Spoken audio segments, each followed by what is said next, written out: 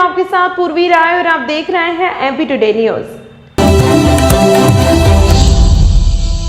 विक्रम विश्वविद्यालय ने हैदराबाद की संस्था के साथ छात्र छात्राओं के हेल्थ का डाटाबेस बनाने का एमओयू साइन किया है।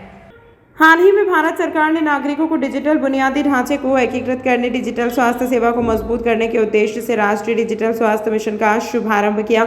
इसी दिशा में इस महत्वपूर्ण मिशन को साकार करने के उद्देश्य से विक्रम विश्वविद्यालय के कंप्यूटर विज्ञान संस्थान ने अपने सहयोगी संस्थान हैदराबाद के प्रतिष्ठित संस्थान VNR-VJIT के साथ मिलकर एक साझा प्रोजेक्ट पर कार्य करना प्रारंभ कर दिया है। डिजिटल हेल्थ डेटाबेस बनाने एवं डेटाबेस पर AI एवं मशीन लर्निंग एल्गोरिथम का प्रयोग कर भविष्य में होने वाली बीमारियों का पूर्वानुमान लगाने एवं बीमारियों की रोकथाम के लिए समय से पूर्व उचित प्रबंधन करने से संबंधित इस प्रोजेक्ट के लिए विक्रम विश्वविद्यालय उज्जैन, VNR-VJIT हैदराबाद एवं IPS एकेडमी इंदौर ने एक साझा MOU पर हस्ताक्षर किए।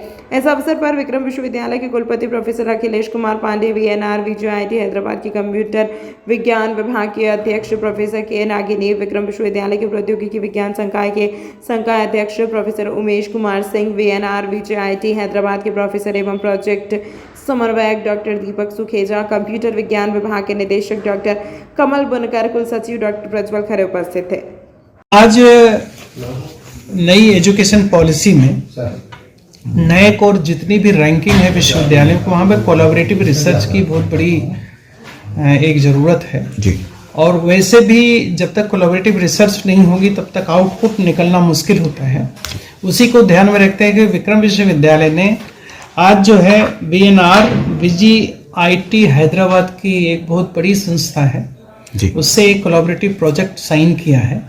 ये प्रोजेक्ट जो है basically department of science and technology में अप्लाई करते हैं इसको फंडिंग के लिए, और इसमें बायोमेडिकल जो एक सिस्टम डेवलप करेंगे, जैसे विद्यार्थियों में किस तरीके से उनके हेल्थ के बारे में जो है पूरा डाटाबेस तैयार होगा, उसी डाटाबेस तैयार करने के लिए सॉफ्टवेयर डेवलप करना है जी। ये सॉफ्टवेयर बेसिकली जो मिनिस्ट्री ऑफ हेल्थ उसके लिए बहुत उपयोगी होगा।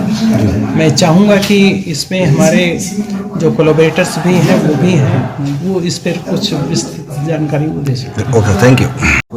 जनरेशंस में देखेंगे तो जो भी बच्चे हों, ये नहीं बोल सकते कि जो हायर सोसाइटीज़ के हैं या लोअर सोसाइटी, सभी बच्चों में मल्टीपल डिसीजेज है ना। बच्चे कुछ जंक फूड खा के जिसको हम आइडेंटिफाई नहीं कर पा रहे हैं, तो हमारे जो प्रपोजल्स है वो कम्प्लीटली बच्चों का हेल्थ डेटा पूरा मेंटेन करेगा और उसके साथ उनका डिजिटल वॉलेट भी बनाएगा। इन फ्यूचर कभी भी कोई, अगर आप आज डॉक्टर के पास जा रहे हैं तो डॉक्टर आज आपका ब्लड प्रेशर चेक करता है और बोलता है कि नॉर्मल है, वो आपको ट्रीटमेंट दे देता है।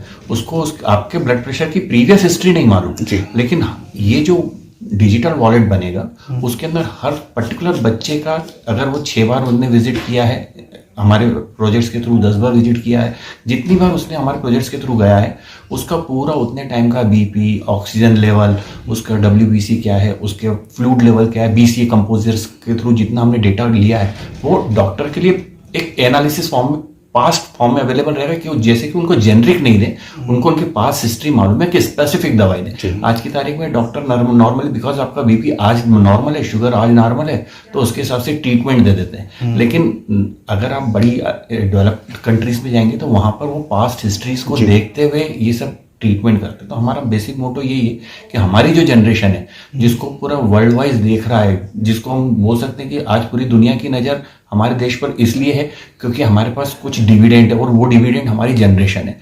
और ये डिविडेंड लायबिलिटी में बदल सकता है अगर इनके हेल्थ के ऊपर ध्यान नहीं दिया। तो अगर इनकी हेल्थ अच्छी है तो ये हमारे लिए डिविडेंड है, नहीं तो ये लायबिलिटी है। अब हमारे को ये हमारे ऊपर डिपेंड करता है कि किस तरह से हम इन बच्चों को डिविडेंड के फॉर्म में यूज करते हैं रादर देन लायबिलिटी। तमाम महत्वपूर्ण खबरों के लिए देखते रहिए एमपी टुडे न्यूज।